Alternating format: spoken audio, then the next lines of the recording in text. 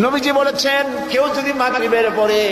আর এশার পরে, ফজরের পরে আর এশার পরে যদি 3 বার পড়ে আস্তাগফিরুল্লাহাল্লাযী লা ইলাহা ইল্লা হুয়াল হাইয়ুল কাইয়্যুম ওয়া আতুবু ইলাইহি, 3 বার করে যদি পড়ে সাগরের ফেনা তুল্য গুনাহ যদি থাকে আল্লাহ তাআলা মাফ করে দিবেন।